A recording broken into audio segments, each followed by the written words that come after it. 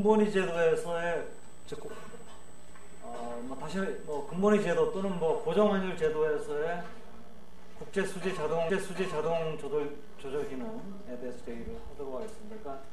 그러니까 지난 시간에 마지막에 했던 얘기를 잠깐 다시 하자면 우리가 이제 이것을 이제 우리가 환율이라고 하고 이걸 외환의 수급이라고 할 때, 외환의 양이라고 할 때 공급 곡선이 이렇고 수요 곡선이 이렇다라고 하면 연동환율은 환율이 변해가지고 수급이 서로 일치가 되기 때문에 국제 수지가 자동적으로 균형을 이루게 되겠죠. 근데 이제 고정 환율의 경우에는 예를 들어서 환율이 이렇다, 이 바다라고 하면 이와 같은 이제 경우에 이만큼의 이제 국제 수지 적자가 발생한단 말이죠. 그런데 이 적자를 그 국제 수지 적자라고 하는 것은 외환의 초과 수요인데 이럼에도 불구하고 고정 환율이 유지되려면 이만큼 이제 개입이 들어가야 되죠. 그래서 개입에 의해서 이제 국제 수지가 적자임에도 불구하고 고정 환율이 유지가 될 수 있는데 문제는 이와 같은 상황이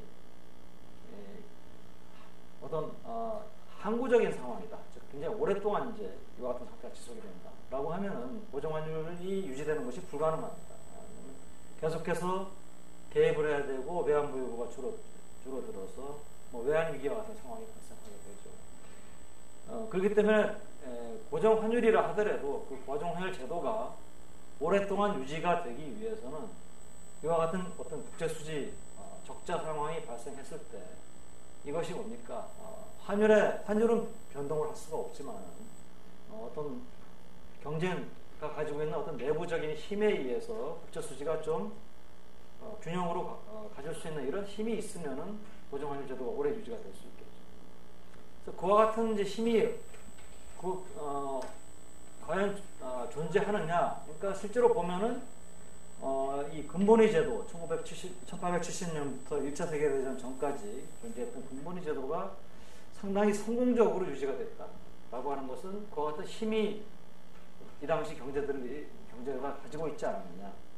그것이 무엇이냐를 이제 학자들이 좀 탐구를 해보니까 그가 나온 게 이제 프라이스 스피시 플로우 메커니즘이라고 하는 것이 이제 이것이 이제 국제 수지 자동 조절 국제 수지의 자동 조절 기능을 수행한 것이 아니냐. 여기서 이제 스피시라고 하는 것은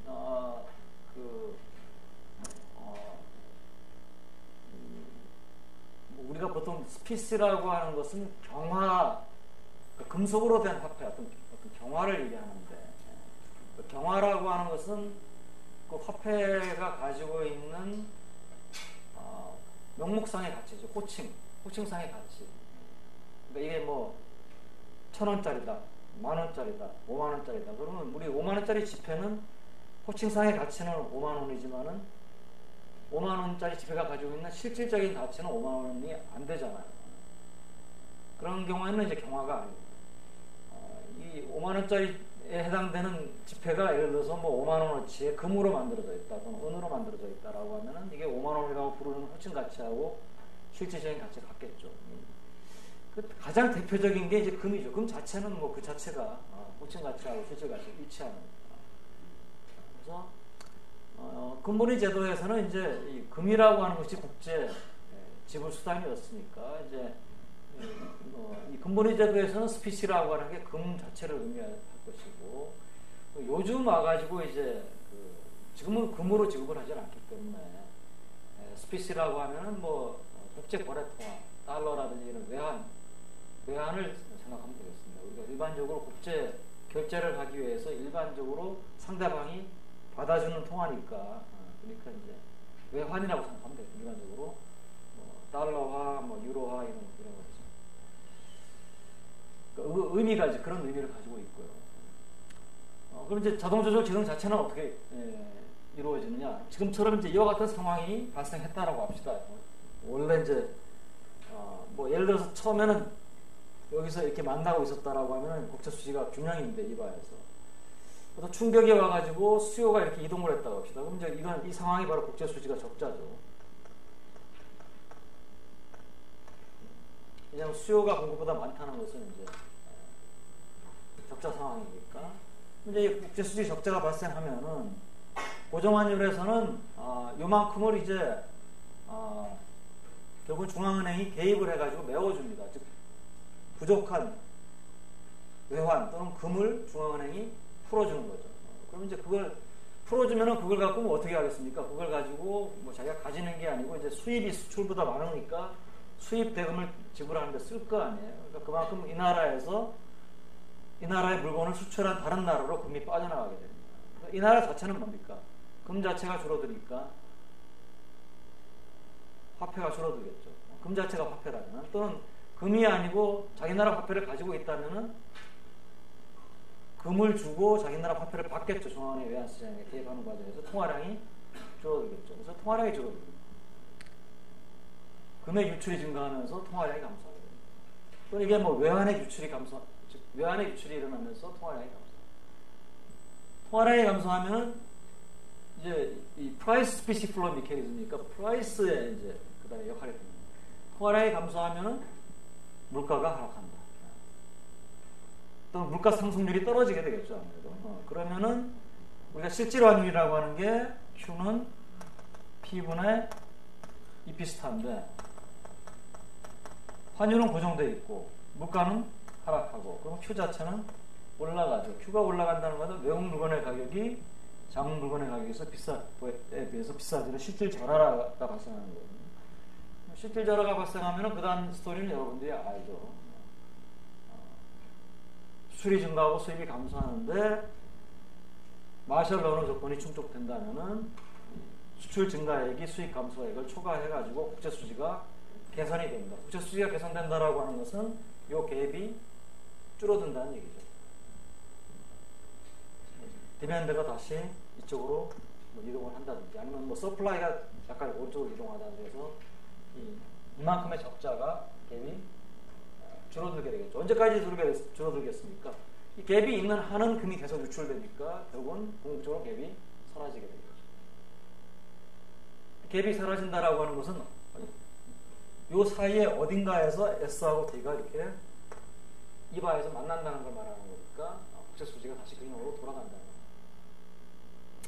그래서 이와 같이 국제수지가 어떤 외부적인 충격에 의해서 적자가 발생한다 하더라도 환율의 조정 없이도 국제수지가 다시 균형으로 돌아갈 수 있는 그런 힘이 존재하고, 그 힘이 바로 원천이 이 프라이스 스피시 플로 메커니즘입니다. 요게 이제 작동을 하기 때문에 되는 것이고, 근데 이제 국제수지 자존 조정을 기능에 우리는 이제 프라이스 스피시 플로 메커니즘을 말했는데, 여기서 이제 케인스학파 경제학자라면 여기 이제 이 메커니즘에 대해서 분명히 제동을 걸 겁니다. 뭔가 불만스러운 점이 뭐냐, 통화량이 감소한다 하는 경우에 그 다음에 물가가 하락해야 되는데, 케인스 학파 경제학자 입장에서는 물가라고 하는 것은 단기적으로 경직적이기 때문에, 그리고 장기에는 실축적이 되지만 장기라고 하는 것은 굉장히 긴 기간이기 때문에 이 프라이스 스피시 플로 메커니즘이 최소한 단기적으로는 잘 작동하지 않으니까 국제수지 균형으로 돌아가는 것이 느리지 않겠느냐. 그래서 근데 케인스학파 경제학자 입장에서는 그래서 프라이스 스피시 플로 메커니즘 말고, 그래서 우리가 지금 방금 소개한 거는 프라이스 스피시 플로 메커니즘인데, 이거 말고 인컴 스피시 플로 메커니즘이라고 합니다.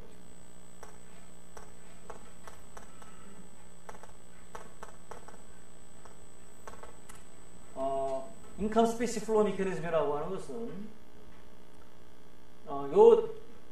여기서 이제 통화량 감소가 물가 하락을 가져오는 것이 아니고, 통화량 감소가 이제 무엇을 감소시킵니까? 통화량이 줄어들면은 이자율이 상승하고, 이자율이 상승하면 이제 통화량 감소해서 M 감소하죠. 이자율이 상승하고, 이자율이 상승하면 투자가 감소하고, 투자가 감소하면은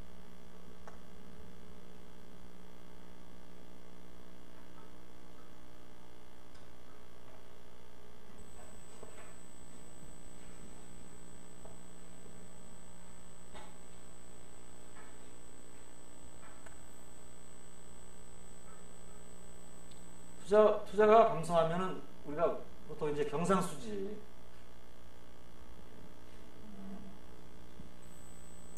우리 경상수지가 NX는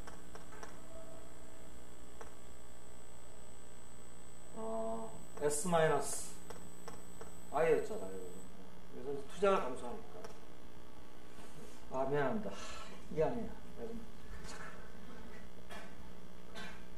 Y가 줄어들면은 수입이 줄어든다. 잘못 얘기를 했어. 여기까지는 여러분들이 ISLM 모형을 생각하면 될 겁니다. 그러니까 통화량이 줄어들면은 이자율이 올라가고, 이자율이 올라가면은 투자가 줄고, 투자가 줄면은 총수요가 줄고, 총수요가 줄면은 Y가 줄어든다. 여기까지는 ISLM 모형에서 나오는 얘기죠. 그죠? 근데 Y가 줄어들면 우리가 NX가 순수출이 P분의 EP 스타 Y 스타였잖아요. 요거는 물가 경직적 고정 환율. 이거는 안 움직인단 말이에요. Y 스타는 해외에 주어져 있는데 Y가 줄어든단 말이에요. 그러면은 이게 수입을 감소시키면 이제 국제 수지가 다시 균형으로 돌아가는 힘이 있죠. 수출이 변하지 않더라고요. 그래서 프라이스 스피시 플로우 메커니즘이, 그러니까 가격이 경제적이라고 생각한다면 프라이스 스피시 플로우 메커니즘은 잘 작동하지 않더라도 인컴 스피시 플로우 메커니즘이 또 작동할 수 있기 때문에 결국은 고정환율에서 국제 수지가 균형으로 돌아갈 수 있는 힘이 있지 않느냐라고 하는 것입니다.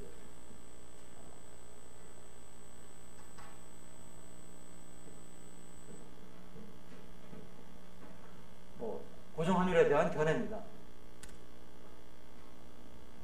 그러니까 여러분들이 이제 이 고정환율에 대해서 고정환율이 유지가 될 수 있는 원리는 중앙은행의 외환시장 개입에 의해서 유지가 됩니다. 그렇지만은 중앙은행의 외환시장 개입이 가지고 있는 외환보유고를 계속 써야 되는 개입이 계속 지속이 된다면은 단기적으로는 고정환율 유지가 가능하지만 장기적으로는 고정환율 유지가 불가능하잖아요. 그러니까 고정환율 제도에서도 중앙은행 외환시장 개입이 고정환율을 유지할 수 있는 모든 것이 아니고 국제수지 적자가 발생했을 때 그것이 다시 균형으로 돌아가는 힘이 있어야지만 고정환율이 장기적으로 유지될 수 있다라고 하는 이게 이제 키입니다. 자, 그러면은 금문의 제도 하에서는 금본위 제도가 성공적으로 유지가 됐다. 고정환율 제도가 성공적으로 유지됐다라는 것은 이 메커니즘이 잘 작동을 했다는 거거든요. 그런데 이 메커니즘이 잘 작동하는 게 너무나 그냥 보면 당연한 것 같지만 여기서 당연하지 않은 부분이 있어요. 뭐냐? 요 부분입니다. 여기서 요거. 이거를 우리가 지난 시간에 배웠던 외환시장 개입으로 한번 생각해 보세요. 외환시장 개입으로. 자, 이 국제수지 적자가 발생했을 때 고정환율 제도에서 통화량이 감소하는 이유가 센트럴 중앙은행에 대체대조표 T 계정으로 보면 여기에 준비자산이 있고 그 다음에 국내 신용 또는 국내 여신이라는 게 있고요. 도메스틱 크레딧이라고 그러고 본원 통화가 있죠.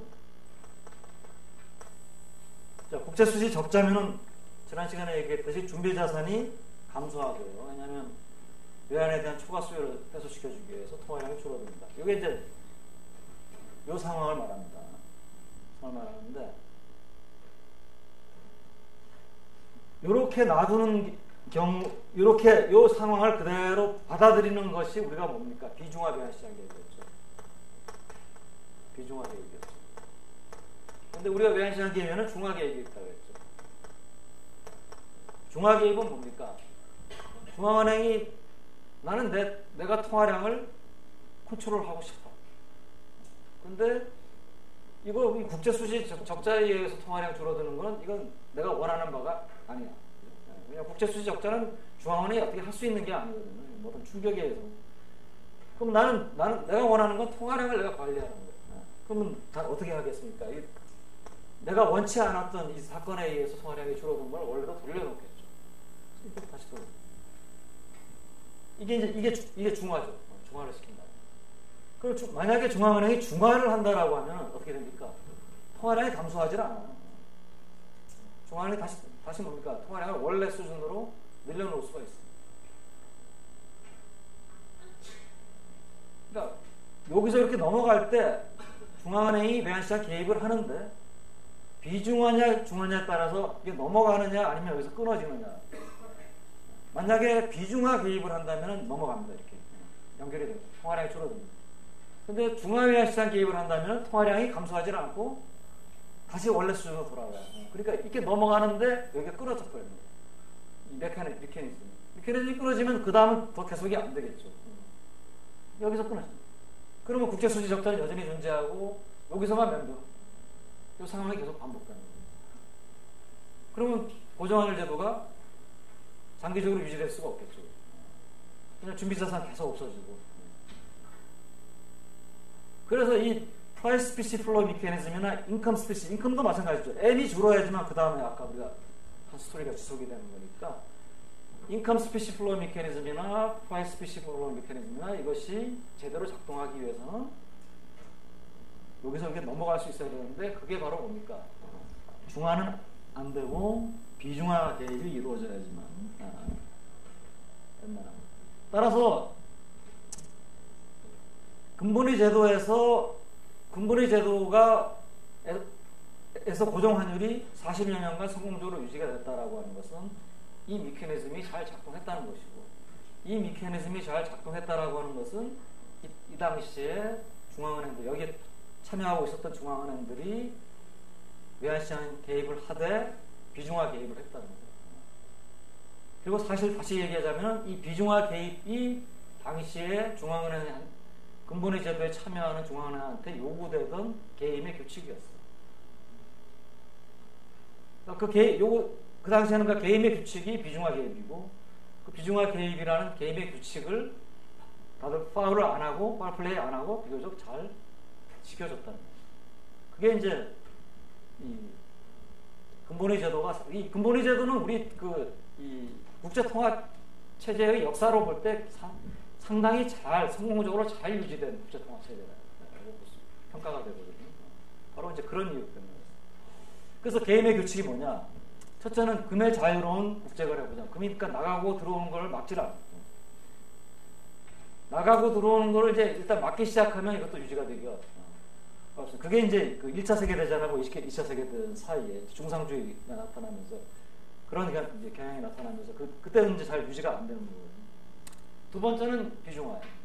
개입을 하면서 국내 통화량을 그러니까 이게 자기나라 화폐가 따로 없이 모든 게 금이다. 금밖에 안 쓴다라고 하면은 수출보다 수입 많이 하면 금이 뭐 지불하려고 빠져나가겠죠. 자동적으로 그거는 비중화가 되겠죠. 근데 금 말고 자기나라 통화를 쓴다 그러면 이제 이런 중화 개입의 여지가 생기거든요.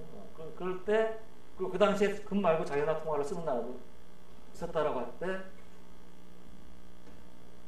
자기나라 통화에 대해서 중화를 안 시킨다는 거예요. 근데 왜 이게 잘 지켜졌느냐? 사실은 영국이 이때는 감시자 역할을 좀 해줬어요. 그러니까 이 룰을 잘 안 지키면은 영국이 좀 빅브라더 역할을 한 거죠.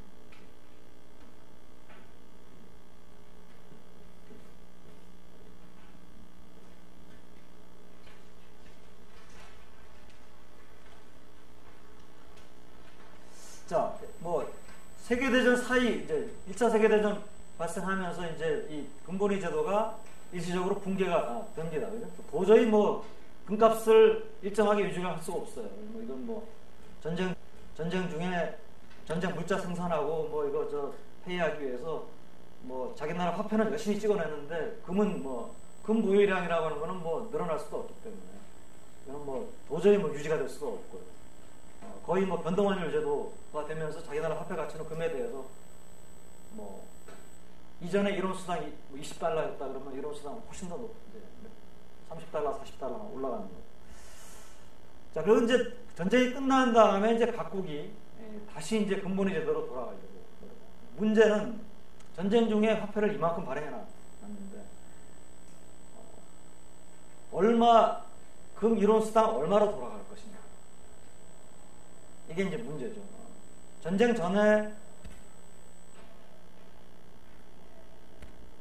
금하고 자기 나라 화폐 간의 교환 비율로 돌아갈 거냐, 다르게 돌아갈 거냐. 그래서 전쟁 전에 금 이론 수당 자기 나라 화폐, 전쟁 전에 그 교환 비율을 우리가 프리워 페리티라 그러거든요.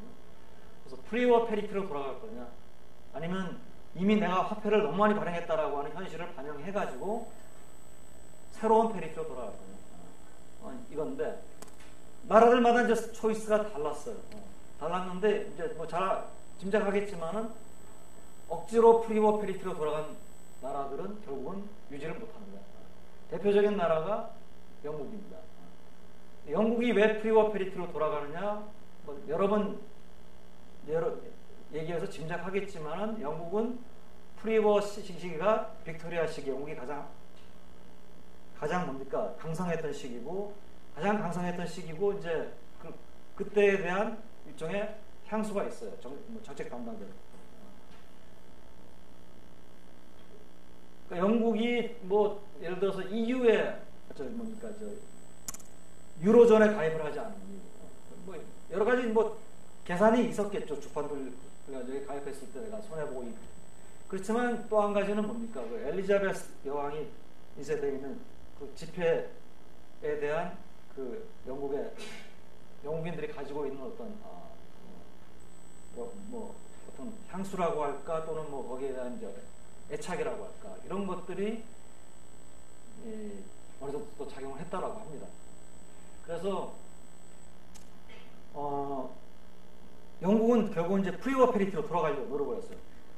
당연히 어떻게 했겠습니까? 뭐 바보가 아닌 다음에야 금은 한정돼 있는데 내가 전쟁 중에 이만큼 화폐를 발행했어요.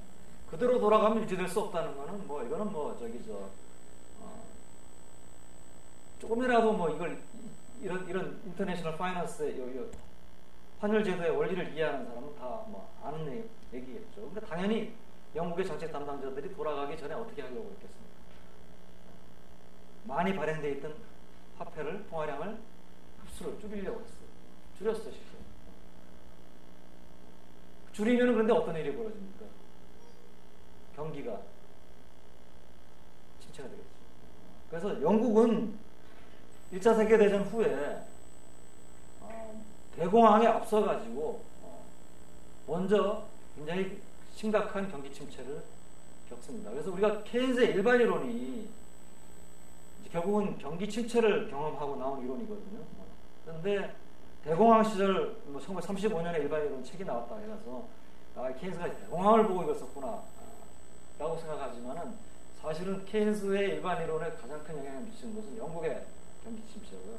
영국이 그렇게 경기 침체를 겪었던 이유는 다른 나라들은 화폐를 많이 풀었으니까 프리워 페리티로 안 돌아가고 자기 나라 화폐 가치를 떨어뜨리는 방향으로 돌아갔는데, 영국은 전쟁 전에 페리티로 돌아갔어요. 근데 문제는 통화량을 전쟁 전 수준으로 완전히 줄인 다음에 돌아갔으면 좋은데 그게 힘드니까 어느 정도 줄이다가 그냥 적당히 줄인 다음에 돌아갔습니다. 그러니까 오래 유지가 못 되겠죠.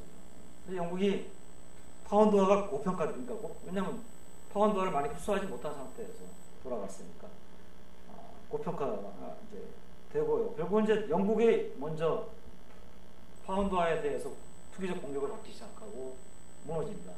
그리고는 이제 파운드화 무너지고 다른 화폐도 좀 무너지면서 양차 세계대전 사이에 좀 혼란스러운 시기가 이제 오게 됩니다. 뭐 이 시기에 이제 미국이 또 여러분들 그 커런시 워 그 중국의 스롱빈이 쓴 그런 걸 읽으면 이제 이 시기에 영국이 가지고 있었던 이제 그 파운드화가 가지고 있는 국제 기축통화로서의 그 지위를 미국이 뺏으려고 노력한 일, 이런 것들도 나오고요. 사실 미국이 상당히 많은 노력도 했고 음모도 있었고 영국으로서 지키려고 또 노력을 하고, 서로 이제 한 기축통화가 다른 기축통화로 바뀔 때는 쉽게 바뀌는 게 아니죠. 그런데 그 쉽게 바뀌지 않는 사건이 이 기간 중에 일어났거든요. 파운드화에서 달러화로 이제 기축통화 헤지모니가 넘어갑니다. 여기에는 물론 이제 전쟁 수행 중에 미국은 이제 직접 1차 세계대전 때 직접 참전을 안 했으니까 처음에. 그러니까 이제 군수물자 만들어가지고 막 공급하고 그 대금을 금으로 막 받았겠죠. 그러니까 거의 뭐 많은 금들을 미국이 다 이제 흡수를 했기 때문에 또 그런 지위를 유지할 수가 있었던 것이고 그런 일이 있었고요. 그래서 이제 결국 이제 이 마지막에 어떤 일이 일어나냐면은 대공황이 발생합니다. 대공황이 발생하면 뭐 미국도 어렵고 유럽도 어렵고 다 어렵습니다. 어려우니까 이제 뭡니까? 서로 경쟁적인 평가절하를 하기 시작합니다. 평가절하를 하게 되면은 내가 다니는 경상수지도 좋아지고 경기도 좋아지고 그러니까 나는 하는데 내가 하면은 또 다른 데가 어려워지니까 걔네들 또 하고 그러면서 뭡니까? 중상주의 경향이 나타나서 이제 금이 빠져나가는 걸 서로 막으려고 하는 거예요. 금을 많이 축적을 하려고. 뭐 또 식민지 뭐 이래가지고 이제 서로 이제 뭐 결국 전쟁이 일어나고 아까 지난 시간에 얘기한 대로 브라트누스 체제가 이제 전쟁이 끝나갈 무렵에 미국하고 영국을 중심으로 해가지고 이제 브라트누스라고 하는 그 뉴햄프셔에 있는 이건 호텔 당시 이제 그 브라트누스 호텔이라고 하는 원래는 이제 브라트누스라고 하는 곳은 그 뉴욕에 사는 그 부자들이 여름이 되면은 이제 피서를 가는 곳이에요. 뉴욕보다 북쪽에 있고 그래서 이제 마차길 따라가지고 이제 루트완이라고 해가지고 일반길 타고 이제 휴양 가가지고 있던 지역인데 여기다가 이제 좀 그 아마 기억에는 아마 이제 좀 부유한 미망인이 이제 여기다 호텔을 또 만들고 해가지고 이제 이 사람들 이제 와서 쉬게 하고 뭐 그런 데가 이제 브레트노스 호텔이라고 지금 호텔이 있습니다. 여기 가면은 호텔이 있고 그 호텔에서 회의가 열렸기 때문에 호텔에 가면은 벽에 이제 당시 회의 할 때 뭐 모습이라든지 사진 같은 것들을 이렇게 찍어가지고 뭐 좀 붙여놓은 게 있어요. 그래서 이때 이제 그 뭐 화이트안하고 스페인산이 이제 충돌을 했는데 결국 이제 미국의 화이트안이 채택이 돼가지고 아무래도 미국 강대국이 이때는 이제 헤지모니를 쥐고 있으니까 브레트노스 체제고 브레트노스 체제는 여러분 알다시피 이제 미국은 달러화를 금에 대해서 고정을 시킵니다. 그러니까 이제 그건 뭐 미국이 달러 퇴환을 하는 거죠. 금 1온스에 35달러. 그러면 이제 누구든 35달러를 갖고 오면은 1온스를 주겠다. 또 1온스를 갖고 오면은 35달러를 내가 해주겠다. 그게 이제 사실은 금값을 일정하게 35달러에 유지하기 위해서 개입을 하는 거랑 마찬가지 효과가 있다. 그 다음에 이제 다른 나라들은 달러화에 대해서 이제 자기 나라 화폐를 고정을 시킵니다.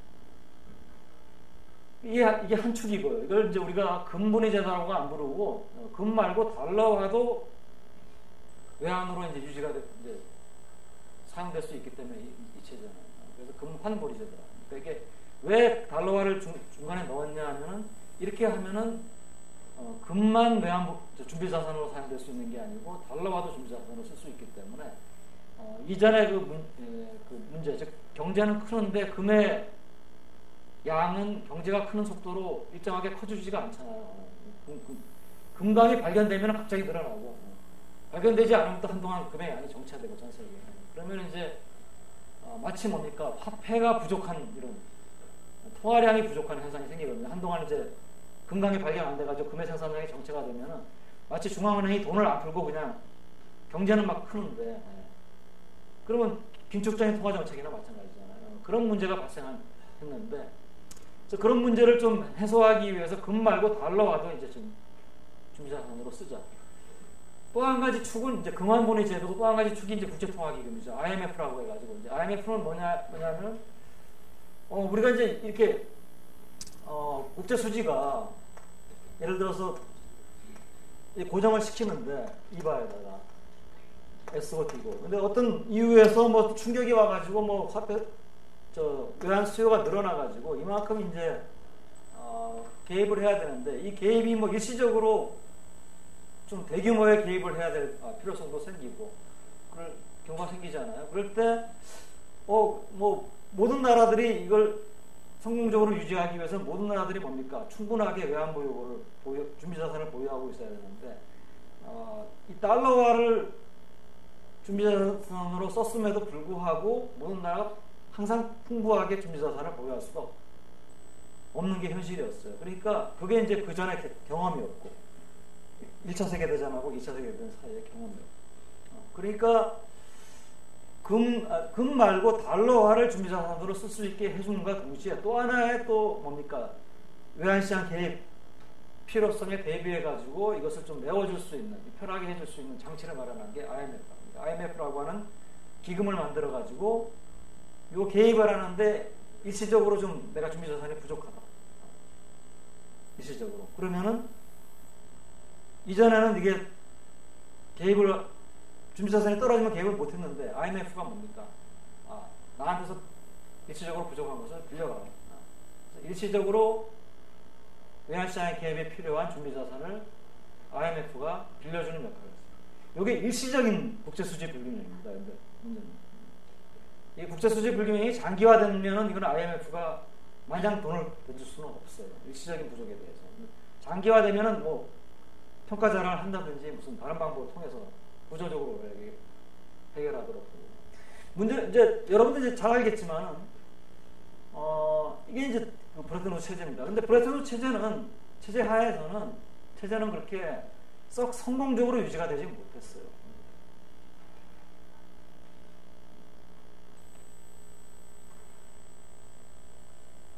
왜냐? 여러 가지 문제가 있는데요. 달러화를 준비자산으로 사용할 수 있게 됐음에도 불구하고 여전히 국제유동성의 부족 문제가 발생합니다. 이게 이제 트리튼의 딜레마라고 하는 것하고 연관이 있는데 이건 조금 이따 설명을 하고요. 두 번째는 이때는 각국의 중앙은행들이 개입의 규칙을 잘 지키지를 않습니다.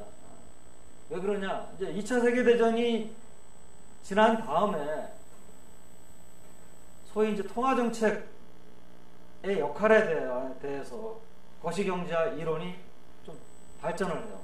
그러니까 그 전까지는 통화정책을 통해 가지고 경기를 부양하고 조정하고 이런 것에 대한 이해가 부족했어요, 사실은. 근데 2차 세계대전 끝나고 난 다음에 거시경제가 발전하면서 통화정책에 대한 이제 그 이해가 생기거든요. 통화정책을 통해 통화량을 증감시키는 것이 경기하고 관련이 있을 수 있다. 그래서 이제 고정환율 제도임에도 불구하고 일부 은행들이 뭡니까? 통화량을 경기 안정이라든지 이런 목적으로 통화정책을 쓰려는 그런 이제 움직임입니다. 그런데 좀 잘 알다시피 여기 나라는 큰 나라도 있고 작은 나라도 있지만 자본의 국제 이동성이 어느 정도 있는 상태에서 고정환율 제도를 유지하고 있으면은 뭡니까? 우리 트릴레마라고도 부르고 임파서빌리티 시어메라고 부르고 정도의 나라의 크기에 따라서 정도의 차이는 좀 있고 자본의 국제 이동성의 정도에 따라서 차이는 있지만은 결국은 통화정책의 독자성 또는 자립성이 줄어들게 되죠. 자기가 통화량을 어떻게 좀 해보려고 하면은 그게 안 되고 결국은 뭡니까? 국제수지 적자나 이런 거에 따라서 통화량이 흑자나 적자에 따라서 빠져나가거나 들어가서 원상으로 회복되거든요. 그러니까 이제 그 얘기는 뭐냐 하면은 각국이 통화정책을 의식한다라고 하는 것은 통화량이 국제수지 흑자 적자에 따라서 고정환율을 유지하기 위해서 외환시장에 개입을 하게 되고 거기에 따라서 뭡니까? 통화량이 늘어나고 줄어들잖아요. 그거를 그대로 놔두질 않고 뭡니까? 자기가 원하는 수준이나 방향으로 통화량을 좀 조절하려고 하는 그런 이제 움직임입니다. 이 얘기가 무슨 얘기냐면 그 전까지는 비중화를 잘 지켰는데 이제는 뭡니까? 중앙은행들이 통화량을 내가 컨트롤하는 걸 의식을 하기 시작하니까 중화를 자꾸 좀 시켜보려는 그런 움직임을 그럼 중화를 자꾸 시킨다는 것은 뭡니까? 고정환율이 오랫동안 성공적으로 유지되는 조건인 비중화의 그 규칙을 잘 지키지 않는다는 얘기죠. 그 규칙 잘 지키지 않으니까 자꾸 이제 주변에 문제가 생겨. 어떤 날은 자꾸 이제 또 문제가 생기니까 또 평가절하 하게 되고, 뭐 빠져나갈 뭐 이런 문제가 생깁니다. 거기에 가장 이제 큰 문제는 트리핀의 딜레마입니다. 트리핀의 딜레마라고 하는 것은 이제 무엇을 말하냐면은 두 가지 이제 딜레마가 생깁니다. 첫째는 뭐 금의 공급량은 어차피 일정 한정되어 있습니다. 그러니까 이건 뭐 어떻게 조절하기 할 수가 없어요. 이건 금은 뭐 전 세계에 존재하는 양이 금강에서 캐낸 그 양이고, 금강에서 금 캐내는 속도도 뭐 조절할 수 있는 게 아니고 그렇게. 그래서 금은 어떻게 할 수가 없는데, 그러면 달러화가 있는데, 금하고 달러화를 합쳐도 그 증가 속도가 세계 경제 전체의 증가 속도에 못 미치는 거예요. 왜냐하면은 2차 세계대전 직후에는 미국이 이제 덩치가 전 세계에서 차지하는 그 경제 규모가 상당히 컸는데, 자꾸 이제 미국의 경제 규모에 비해서 다른 나라의 경제 규모가 커가지고 미국의 경제 규모가 자꾸 상대적으로 이제 줄어든 거예요. 그러면 미국이 공급하는 통화량, 발행하는 통화량이 2차 세계대전 직후에는 어느 정도 충분했는데, 미국의 경제 규모가 전 세계에서 차지하는 비중이 자꾸 줄어드니까 미국이 발행한 통화량의 규모도 자꾸 상대적으로 줄어들게 되겠죠. 그러니까 금도 뭐 그렇게 양이 늘어나질 않고, 달러의 양도 잘 늘어나지 않으니까 국제유동성이 부족하다. 이제 이 문제가 생깁니다. 그럼 여기에 대응해가지고 미국이 어떻게 대응할 거냐? 국제유동성이 부족하니까 뭐 이거에 충분하게 대응하기 위해서는 미국이 달러화를 많이 풀면 되겠죠. 달러화를 풀면 되겠죠. 달러화 많이 발행하면 되겠죠. 근데 달러화를 많이 발행하자니 어떤 문제가 생깁니까? 달러하고 금의 가격을 일정하게 유지를 해야 되는데, 1달러당 35, 이제 1온수당 35달러. 달러화를 많이 풀면은 뭡니까? 달러 가치가 떨어져 버려요. 그러면 뭡니까? 이게 가치가 떨어지는 통화를 준비자산이나 기축통화로 보유한다? 그거는 뭐 받아들이기가 어렵죠. 다른 나라들로서는. 금의 가치는 일정한데 달러의 가치는 자꾸 떨어져. 풀면. 그러니까 이게 마냥 그러니까 그 국제유동성을 풍부하게 공급하자니 달러화를 많이 발행해야 되는데, 달러화를 많이 발행하면 달러화의 가치가 떨어져 버려요. 달러화에 대한 신인도가 떨어져요. 이게 하나의 딜레마예요. 그렇다면 달러화의 그러면 이제 두 번째, 달러화의 가치를 그러면 유지를 하자. 신인도를 유지하기 위해서. 그러자니 어떻게 됩니까? 세계 경제가 크니까, 그러면 경제가 크면은 국가 간의 거래 규모도 커지고 지불 수단도 많이 필요하고, 그러니까 통화량이 늘어나야 되거든요. 국가 간의 이제 지불 수단은 달러니까 달러가 늘어나야 되거든요. 근데 안 늘어나요. 그러면 마치 뭡니까? 한 나라의 경제 규모는 활동은 자꾸 커지려고 그러는데 중앙은행이 화폐를 충분하게 공급하지 못하면은 그 부족한 통화량이 뭡니까? 실물 경제를 끌어내리거든요. 경기를 후퇴하게 만듭니다. 똑같은 현상이 달러화 공급을 충분하게 하지 못하면 그런 현상이에요. 그러니까 달러화의 신인도를 유지하자니, 가치를 유지하자니 뭡니까? 전 세계가 지불 수단의 부족, 국제유동성의 부족으로 성장이 둔화되고 침체가 되는 그런 이제 문제가 발생합니다. 그러니까 이쪽으로 가자니 이것도 문제고, 저쪽으로 가자니 저것도 문제고, 이런 이제 이걸 이제 트리핀의 딜레마라고 이제 부르죠. 그래서 이게 이제 발생했고요. 실제로 이제 이 트리핀의 딜레마는 어떤 방향으로 이제 해소가 되냐면, 뭐 원하지 않았던 방향으로, 즉 미국이 월남전에 참여해가지고 돈이 많이 필요하니까 미국이 뭡니까? 돈을 많이 찍어냅니다. 그러니까 국제유동성은 풍부해지는데 달러화의 가치가 떨어지는 거죠. 달러화의 가치가 떨어지고 이게 달러화의 가치가 떨어지니까 뭡니까? 이게 실제로는 이제 금의 값은 올라가려는 압력이 있는데, 그러니까 시장에서는 금의 가격이 올라갔는데 미국의 중앙은행은 뭡니까? 1온수당 35달러에 태환을 해주니까 당연히 어떻겠습니까? 35달러 주고 금을 받아서 산업용으로 쓰고 시장에서 파는 게 훨씬 유리합니다. 그런 일이 벌어집니다. 미국 중앙은행에 사람들이 와가지고 35달러 줘야 금을 내놔라. 하잖아요. 금이 자꾸 줄어들죠. 그러니까 미국 중앙은행이 이게 못 버티겠다. 연준이. 그래서 금태환을 중지시킵니다. 71년에. 그 다음에 또 그래도 안 되니까 달러화를 8% 평가전환 시킵니다. 즉 1달러에 35달러였다는 것을 1온수당 38달러로 이제. 또 환율 변동폭을 이전에는 1온수당 38달러를 중심으로 해가지고 상하 1% 정도까지 이제 달러 값이, 금값이 변하는 걸 허용을 했어요. 근데 이제는 뭡니까? 그걸 2.25%로. 뭐 하여튼 이런 식으로 이제 변화시키는데도 결국은, 달러화의 가치가 지켜지질 않으니까, 그러니까 이제 유럽 국가들이 우리는 도저히 여기 이 브레튼 우드 체제에 남아있을 수가 없다. 그래서, 탈퇴를 하고, 그다음부터는 이제 뭡니까?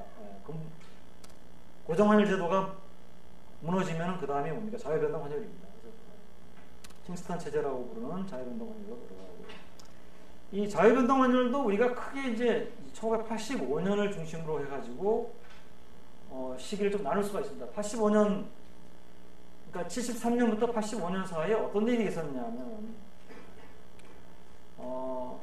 이때만, 그러니까 73년 이후에 85년까지는 각국의 중앙은행이나 환율 담당하는 부서 정책 당국들이 서로 어떤 대화나 협조를 안 했어요. 그냥 뭐 초과 수요나 초과 공급에 따라서 환율이 변동하는 것을 그냥 놔뒀습니다. 또는 뭐 어떤 나라는 좀 개입도 하기도 하고요. 근데 이제 어떤 일이 있었냐면 80년대 초에 들어와가지고 달러화가 가치가 올라가기 시작했습니다. 올라가기 시작한 이유는 레이건 행정부가 이제 뭐 당연히 공화당 정부이기 때문에 군비 지출을 많이 합니다. 그리고 이제 레이건은 뭡니까?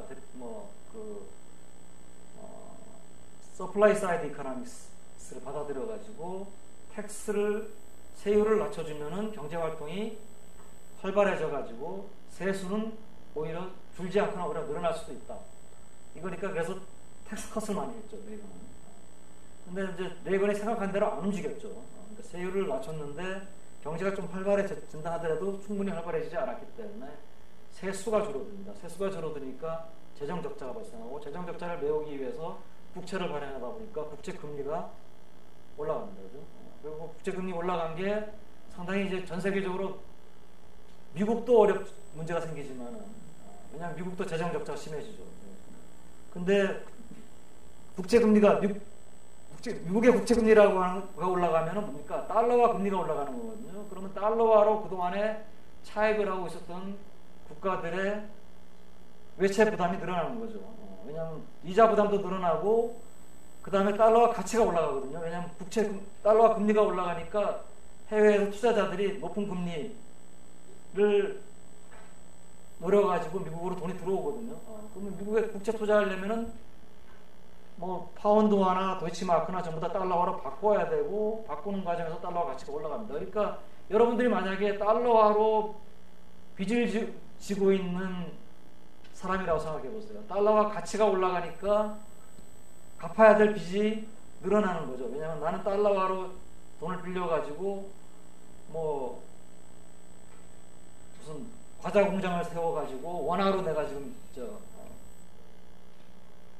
매출을 올리고 있는데, 원화의 가치가 달러에 비해서 훨씬 떨어지면은 내가 갚아야 될 빚의 원화 표시 금액이 훨씬 커지잖아요. 그러니까 그것도 하나 어렵고, 두 번째는 뭡니까? 만약에 내가 고정금리가 아니고 변동금리를 또 빌렸다라고 할 때 달러 금리가 올라가니까 내 이자 부담도 올라가요. 원금뿐만 아니고. 또 고정금리로 빌렸다 하더라도 이게 장기가 아니고 뭐 단기 차환을 잡고 해야 된다면 또 금리가 올라가고. 그러니까 이때 발생한 게 뭡니까? 외채 위기가 중남미가. 여러 가지로 이제 그 미국의 이 고금리가, 그러니까 저 달러 가치가 올라가는 이 현상이 문제를 일으킵니다.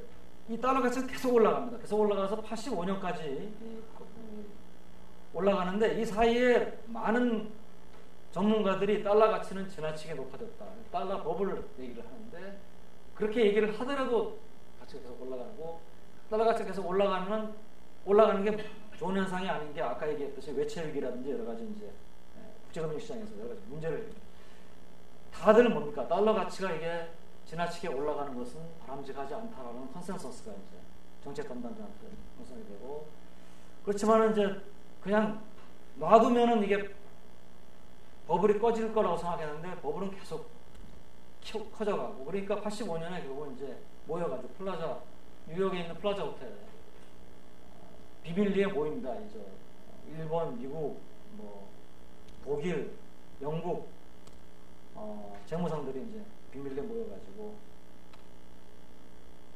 그냥 놔둬서는 안 되겠다. 그래서 우리가 같이 협조를 해야겠다. 같이 협조를 해가지고, 이때는 뭡니까? 달러 가치를 떨어뜨려야 되니까 각국의 중앙은행들은 달러화를 팔아야겠죠. 달러화를 내놓으면서 그 돈 대금으로 자기 나라 화폐를 뭐 받든지, 그러면 이제 같이 협조해서 개입을 하면 달러 가치가 떨어지겠죠. 그래서 실제로 달러 가치 떨어뜨립니다.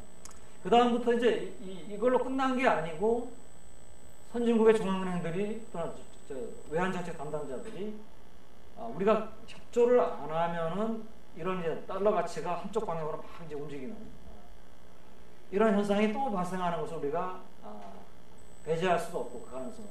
그런 경우에 시장에 그냥 맡겨놓는 것이 반드시 전 세계 경제를 위해서 좋은 것만은 아니다. 그래서 이제 협조를 하자. 그럼 협조를 어떻게 하느냐?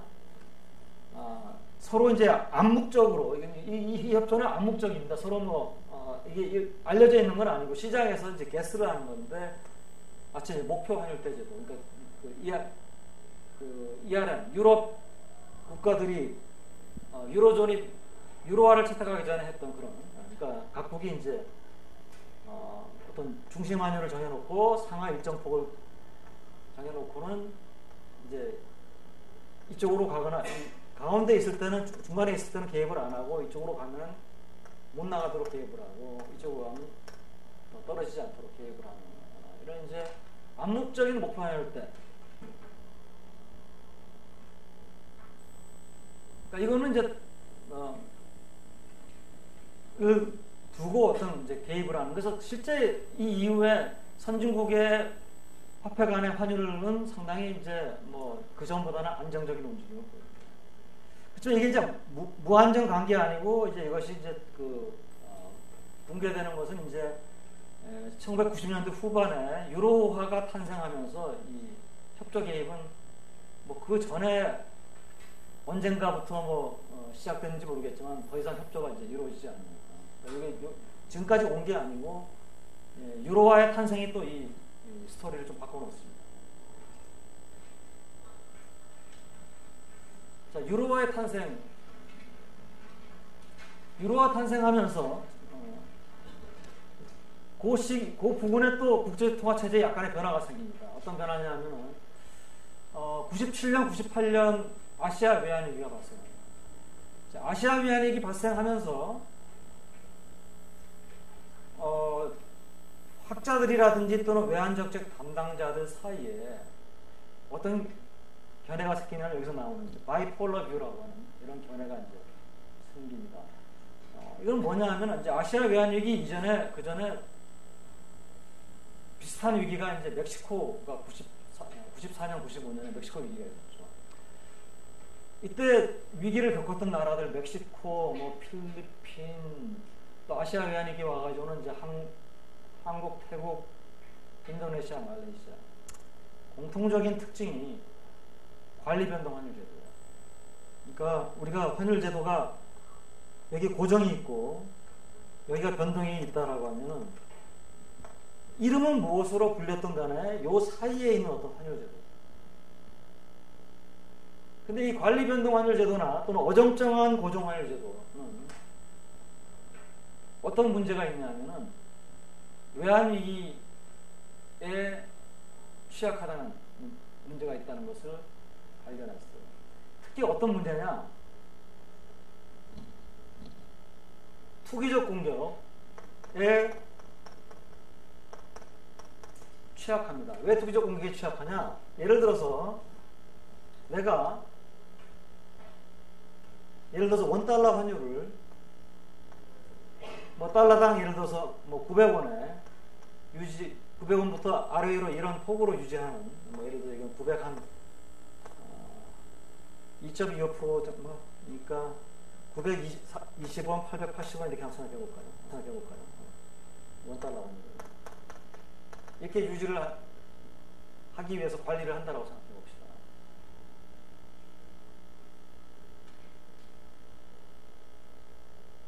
자, 그런데 여러분들이 이제 어떤 뭐 해치펀드의 운용자인데 이 나라의 펀더멘탈이 좀 취약해요.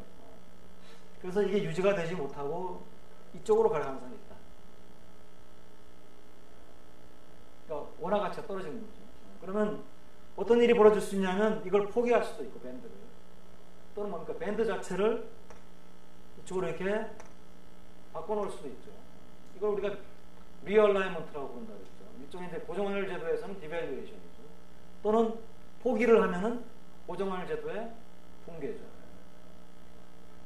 이럴 경우에 여러분들은 어떻게 하겠습니까? 투기적 공격을 원화를 가능하면 원화를 차입을 해가지고 조달을 해가지고 미리 뭡니까? 이 무너지기 전에 이 원화를 달러로 바꿔놓으려고 할 겁니다. 그죠? 그러면 뭐 900원이든 뭐 910원이든 얼마에 바꿔놓으면 이게 만약에 무너지면 뭡니까? 뭐 950원, 960원 될 테니까 상당한 돈을 벌 수가 있죠. 그죠? 근데 이와 같은 투기적 공격은 거의 원웨이 베팅이라고 합니다. 원웨이 베팅이라고 해서 손해를 볼 가능성이 낮습니다. 왜냐하면은 이 나라 지금 펀더멘탈이 약하기 때문에 이렇게 움직이던 환율이 거의 여기서 놀거든요. 여기서. 이 나라는 지금 이거 유지하느라고 개입하는데도 급급합니다. 지금. 이쪽으로 보내는 건 굉장히 어려운 얘기예요. 그럼 이 상황에서 내가 만약에 투기적 공격을 해서 920원에 뭐 920원이 아니고 한 918원이나 17원에 달러를 샀어요. 그러면은 환율은 더 이쪽으로 갈 가능성이 굉장히 낮아요. 단기적으로. 둘 중에 하나입니다.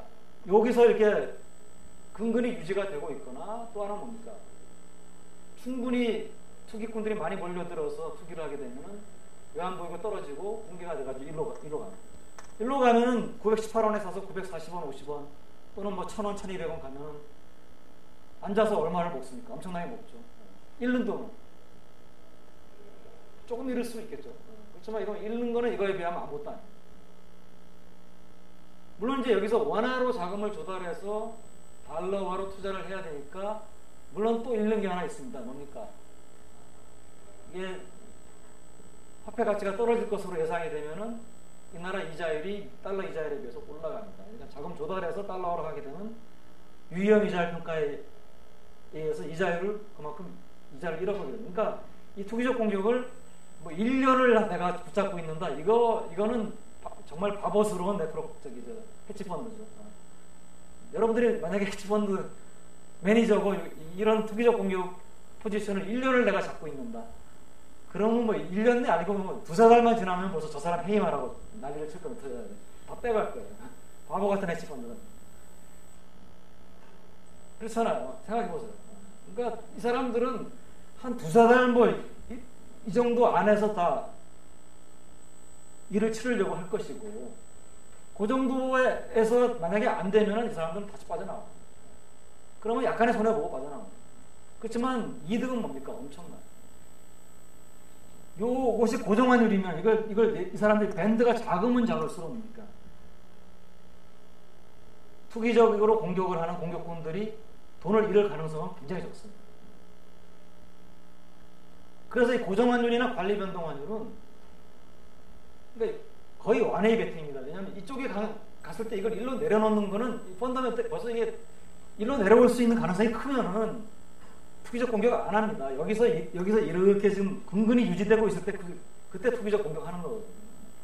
이렇게 투기적 공격을 하게 되면은 이거는 거의 이게 뭡니까? 이게 뭐 투기라고 하는 것은 위험을 감수한다는 건데 위험은 돈을 잃을 수도 있고 딸 수도 있어야 되지 위험이잖아. 이거는 거의 뭡니까?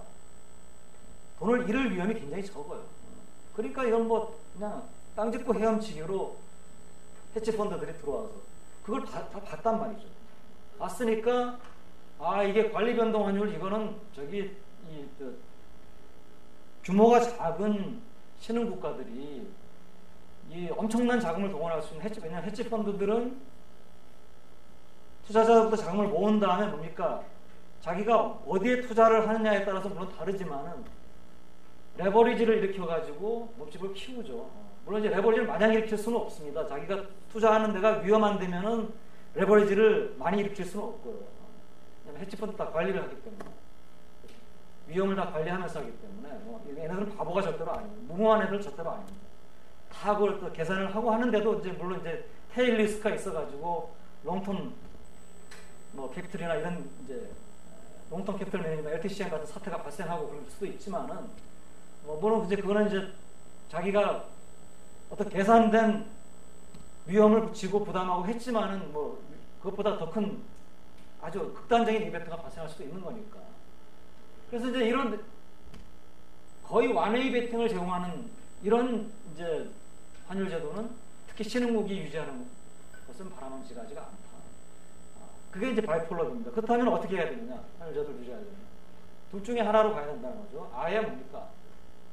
아예 그냥 관리할 생각하지 말고 자유변동으로 가라. 환율이 뭐 풍 뛸 수도 있고 풍 떨어질 수도 있으면은 이건 이제 완웨이 베팅이 아니죠. 올라갈 수도 있고 내려갈 수도 있고. 여기서 올라가려고 하는 걸 막고 있기 때문에 그렇지. 이게 없으면은 초과 수요가 있으면 푹 올라갔다가 너무 올라갔으면 또 푹 떨어질 수도 있고. 그러니까 투기적 공격을 하려고 하면은 위험이 부담이 있는 거예요. 그래서 아예 자유변동으로 가거나 또 하나는 뭡니까? 그럼 고정을 시키려면은 투기적 공격을 받더라도 무너지지 않는 고정환율. 그러니까 뭡니까? 우리가 앞에서 배웠던 확고한 고정환율도 있지 않습니까? Fixed but adjustable이 아니고 확고한. 그게 바로 뭡니까? 뭐 통화위원회 제도라든지 아니면 달러라이제이션, 완전 달러화를 완전 자기 나라 화폐로 쓴다든지 뭐 통합을 한다든지. 그게 유로죠. 그래서 이게 이제 바이폴러 뷰고요. 실제로 일어난 현상도 바이폴러라이제이션입니다. 바이폴러 뷰는 지금 내가 얘기한 이와 같은 견해를 말하는 것이고 실제 일어나는 현상도 바이폴러라이제이션, 양극화 현상이 일어납니다. 이게 이제 외환위기 이후인데요. 아시아 외환위기 이전까지만 해도 요 안에 나라들이 상당히 있었어요. 중간에. 근데 아시아 외환위기 이후에 많은 나라들이 이쪽으로 가거나 완전한 자유변동으로 가거나 확고한 고정으로 갔어요. 여기 이제 조금 이걸 더 확실하게 만들어준 게 유로화의 출범이죠. 유로화 출범하면서 10몇 개 국가들이 단일통화 채택했으니까 그 전까지는 얘네들이 뭐 관리변동이나 이쪽이었거든요. 왜냐하면 그 전에 얘네들이 채택했던 게 ERM인데 ERM은 타겟존 엑스체인지 레이트 시스템이고 이거는 관리변동 환율 제도로 분류가 되고 있었던 건데 여기에 있던 나라들이 대거 이쪽으로 갔고 또 아시아 국가들 이쪽에 있던 나라들 대거 또 이쪽으로 왔어요. 한국도 일로 오고 현실에 있어서는 한국도 개입을 좀 하지만은 뭐 제도의 공식적인 제도는 또 자유변동 환율 제도니까 이쪽으로 할로윈 현재 우리가 양극화라고도 하고 중간이 빈다라고 해가지고 할로잉 아웃이라고 하는 표현도 합니다. 영어로. 국제통화체제 개선론이에요. 자, 이 우리가 국제통화체제 개선 논의는 뭐 꾸준히 있어 왔습니다. 그동안 꾸준히 있어 왔어요. 근데 지금 내가 얘기하려고 하는 국제통화체제 개선 논의는 글로벌 금융위기 이후에 이제 개선 논의를 좀 얘기를 하려고 합니다. 이 국제통화체제라고 하는 것은 뭐 좀 우리가 그냥 조금 이제 뭐 오피셜하게 얘기를 하자면은 전 세계 화폐 흐름을 지배하는 규범, 도구, 정책 및 제도를 총괄적으로 의미하는 이거 지워놓고 나더러 쓰라 그래도 못 쓰겠네.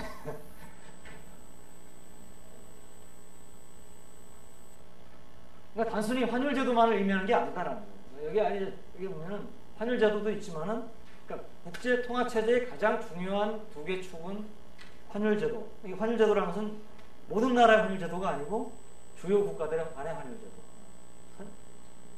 다시 말해서 선진국들 간의 환율제도. 두 번째는 기축통화.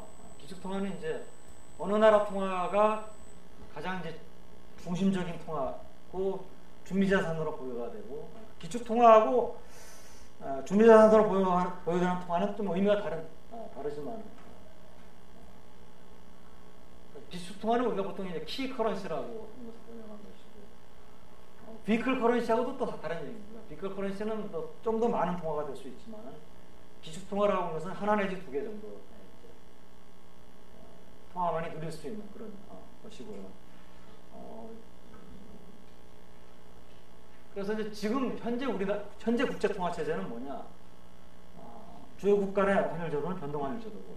왜냐하면 이제 유로존 안에서는 고정환율 통합이 이루어졌지만, 유로라고 하는 큰 화폐하고 달러, 엔, 파운드 이런 큰 화폐들 간에는 변동환율이거든요.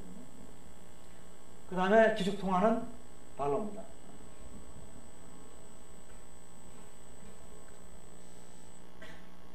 그래서 지금 우리가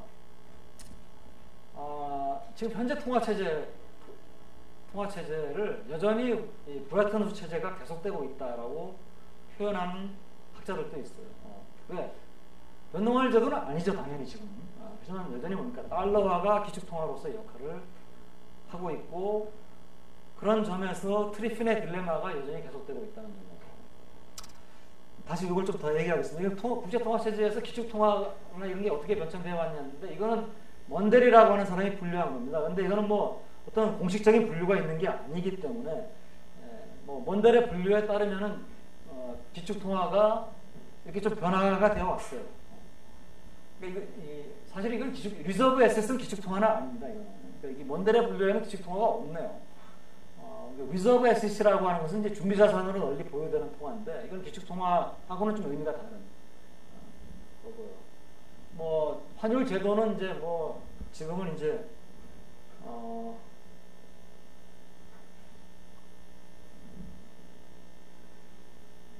플렉서블 익스체인지 레이트, 매니저드 익스체인지 레이트, 뭐 이런 식으로 이게 뭐 그렇게 현실하고 잘 맞는지 잘 모르겠어요. 이런 식으로 이제 우리가 국제통화체제의 변천을 볼 수도 있다는 것이고, 이걸 여러분들이 뭐 외우거나 뭐 이런 필요는 전혀 없습니다. 우리가 지금 하는 내용들은 다 지금 상당히 현실적인 내용을 많이 우리가 굉장히 많은 내용을 얘기를 할 거거든요. 그래서 이제 이건 그렇고요. 잠깐만, 왜 안 넘어가지? 자, 지금 현재 국제통화체제 개선 논의가 이루어지고 있다라고 하는 것은 지금 현재 국제통화체제가 뭔가 문제가 있기 때문에 그런 거 아니겠습니까? 그래서 그 문제가 뭐냐? 여기 있는 이 얘기를 하기에 앞서가지고,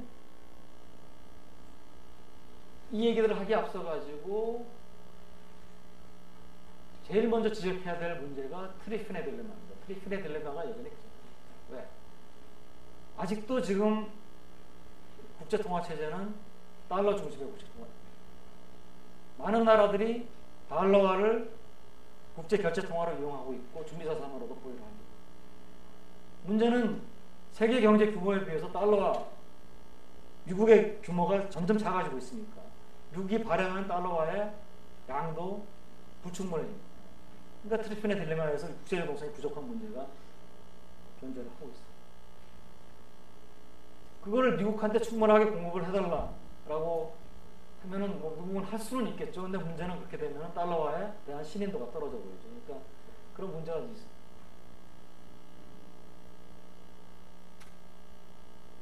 그거하고 관련된 문제인데, 그러니까 트리핀의 딜레마가 일단 계속 지속이 되고 있고 관련된 문제인데, 여기 이제 트리핀의 딜레마가 더 심해집니다. 왜? 97년, 98년 아시아 외환위기 발생하니까 이제 아시아 국가들이 외환위기가 발생한 당사국도 그렇고 다른 이제 외환위기를 모면했던 다른 신흥국도 보니까 쟤네들이 괜찮은 애들이었는데 왜 수모를 당하는 보니까 너무 외환보유고를 적게 갖고 있었단 말이에요.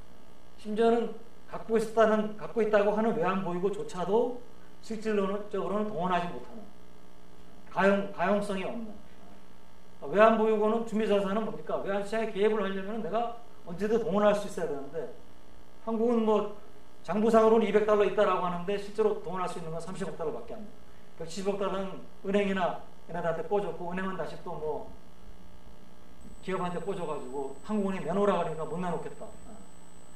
이거는 외환보유고가 아니죠. 외환보유고는 유동성이 있어야 되는데. 그러니까 보니까 이게 그걸 감안하더라도 200억 달러도 터무니없이 부족했다. 그래서 이제 적정 외환보유고에 대한 개념이 바뀝니다. 그 이전에는 외환보유고 준비자산이라는 게 지급수단으로서의 기능을 수행할 수 있으면 됐어요. 그러니까 적정한 외환보유고의 기준이 이 나라가 국제금융시장에서 전혀 외환을 차입할 수 없는 상황에서 3개월 정도의 수입만 버틸 수 있으면 좀 상황이 나아질 수 있을 때까지 기다릴 수 있지 않느냐. 그래서 보통 3개월 정도의 수입액을 보유하면 외환보유액이 적정하다고 봤습니다. 그게 이제 지급수단으로서의 준비자산의 기능을 지급수단으로서의 기능만 수행하면 된다. 근데 아시아 외환위기 터지고 났는데 외환위기 터졌을 때 문제가 뭐였습니까? 그건 외채였거든요. 외채가 이만큼 있는데 결국은 그게 뭡니까? 서든 스탑 또는 서든 리버설이 발생합니다. 그러니까 이제 아시아 외환위기 이후에는 적정한 외환보유고 준비자산의 기준이 서든 스탑에 대비할 수 있어야 됩니다. 그럼 서든 스탑에 대비하려면 어느 정도 가지고 있어야 되느냐? 만기가 1년 미만인 외채, 이걸 우리가 유동외채라고 합니다. 그러니까 단기 외채는 하고는 의미가 다릅니다. 단기 외채하고는 의미가 달라요. 잘못 얘기했습니다. 다시 얘기합니다. 만기가 1년 미만인 외채를 우리가 단기 외채라고 합니다. 만기가 1년 이상이면 장기 외채라고 합니다. 유동외채라고 하는 것은 잔존 만기가 1년 미만입니다. 그러니까 잔존 만기가 1년 미만이라는 것은 단기 외채는 당연히 포함되고 장기 외채라도 뭡니까? 발행한 지, 외채를 차입을 한 지 상당히 시간이 흘러가지고 내가 지금 5년짜리를 차입했는데 한 4년 반 정도 흘러가지고 앞으로 갚아야 될 날이 6개월밖에 안 남았다. 이거는 단기 외채는 아니거든요. 장기 외채거든요. 분류로서는. 그렇지만 잔존 만기, 앞으로 이제 갚을 때까지 남아있는 만기는 1년이 안 되죠. 그래서 이걸 우리가 유동외채라고 합니다. 그래서 유동외채가 내가 얼마 정도 있다 그러면 최소한 뭡니까? 내 외환 보유액으로는 유동외채는 커버해야 됩니다.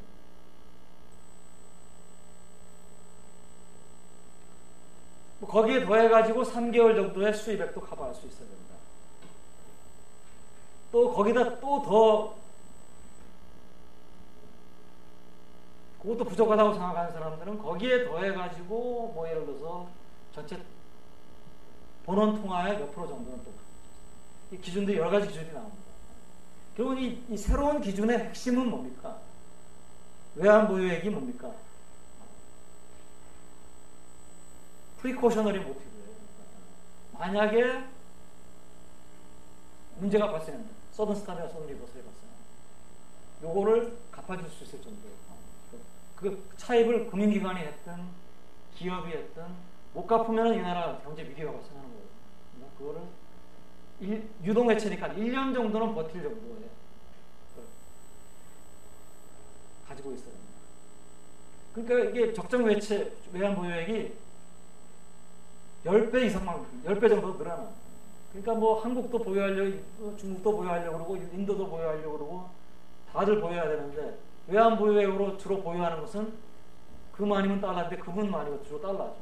달러인데 달러로 보유를 하려면 어떻게 해야 됩니까? 한 가지 방법은 이제 국제금융시장에서 채권을 발행해서 차입을 하는데 그거는 뭐 어차피 외환보유액은 늘어나지만 부채도 늘어나니까 좋은 방법이 아니고 가장 좋은 방법은 뭡니까? 달러를 벌어들이는 거예요. 벌어들이려면 어떻게 됩니까? 미국에 대해서 경상수지흑자를 내야 돼요. 미국에다 물건 많이 팔고 미국에서 수입은 적게 하고 그러면 내가 달러를 그만큼 미국에서 내가 벌어들일 수 있잖아요. 다들 그렇게 한 거예요. 미국에 대해서 경상수지흑자를 냅니다. 그럼 미국은 할 수 없이 어떻게 됩니까? 경상수지적자예요. 그래서 우리가 얘기했던 글로벌 불균형이라는 현상이 일어납니다. 미국 혼자 경상수지 적자고 나머지 나라들은 전부 다 미국에 대해서 경상수지 흑자를 내요.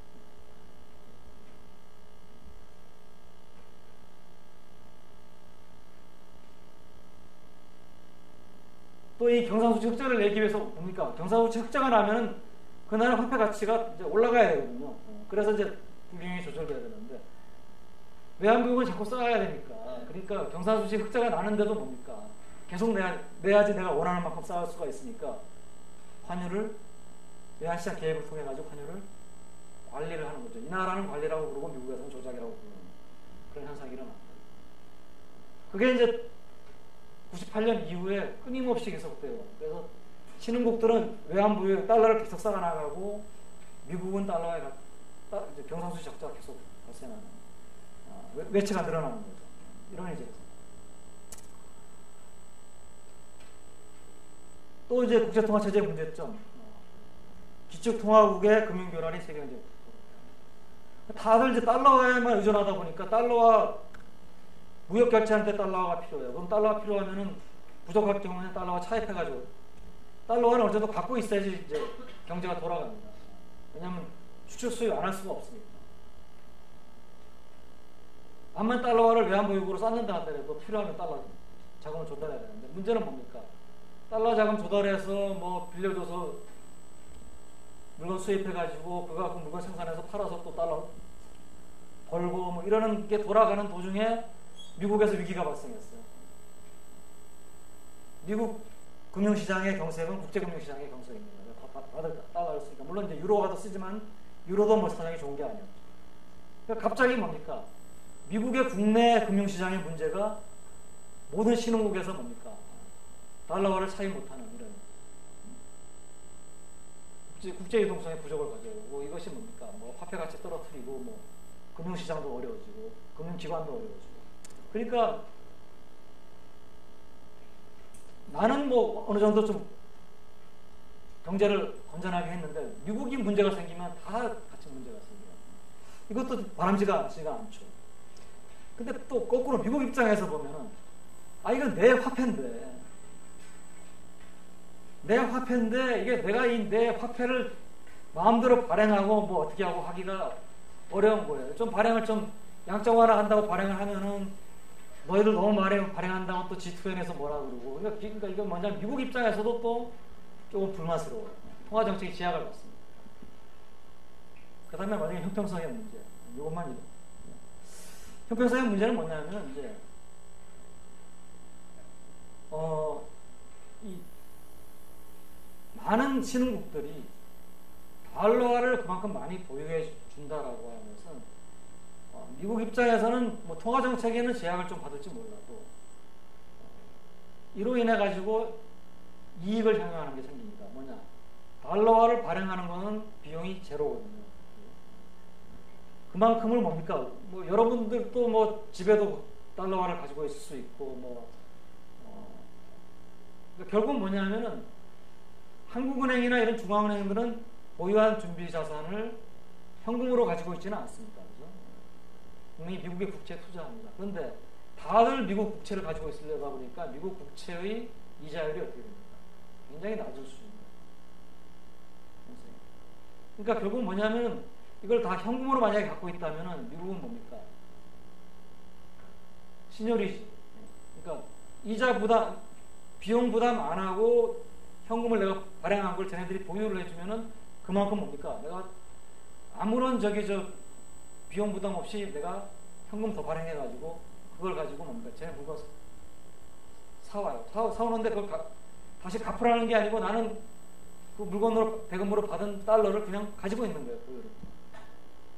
미국에 다시 투자한다 하더라도 미국의 이자율이 낮기 때문에 뭡니까? 미국은 굉장히 낮은 가격에 자기가 발행한 달러화를 다시 빌려 쓰는 겁니다. 낮은 비용으로. 결국 이건 뭐냐 하면은 뭐 조금 저기 하자면은 신흥국들은 뭡니까? 열심히 생산해서 허리띠 졸라매고 미국에다가 수출합니다. 그래서 달러 벌어들입니다. 그죠? 근데 그 벌어들인 달러 자기네들이 미국이 갚을 필요가 없어요. 그래서 달러가 가치가 만약에 떨어지면 그냥 벌어들인 달러 가치가 떨어져 버립니다. 열심히 그동안에 졸라맸어서 벌어들인 재산이 가치가 떨어져 버립니다. 또 열심히 번 거를 뭡니까? 현금으로 보유하고 있지 않다 하더라도 달러와 표시가 된 미국 국채에다가 투자를 하는데 미국 국채 금리가 굉장히 낮아요. 낮으니까 나는 굉장히 열심히 해서 벌어들인 돈을 미국 사람들한테 다시 저리로 돈을 빌려주는 거예요. 그 사람들은 뭐 저리로 다시 빌려서 그걸 가지고 다시 또 물건 또 내가 열심히 만든 물건 사고 이런 이제 순환이 들어와. 이 순환에서는 결국 뭐냐 하면은 달러화를 가지지 않은 신흥국들의 뭡니까? 미국한테 이전 지출을 하는 거나 직접 돈을 주지는 않지만은 받은 달러를 그냥 가지고 있거나 아니면 싼 금리에 다시 미국에 빌려준다라고 하는 것은 그만큼 뭡니까? 이전 지출을 해줍니다. 부유한 나라, 세계에서 가장 부유한 나라한테 신흥국들이 트랜스퍼를 해주는 거나 마찬가지예요. 서브시디를 해주는 거나 마찬가지예요. 이 형평성이 좀 문제가 생기죠. 그래서 이런 거를 이제 지적하고 해결을 하자라고 이제 주장하고 나온 게 이제 뭐 여러 가지 안이 있지만 이제 중국이 상당히 큰 목소리를 냈습니다. 그래서 뭐 요 얘기는 다음 주에 좀 계속을 하고요.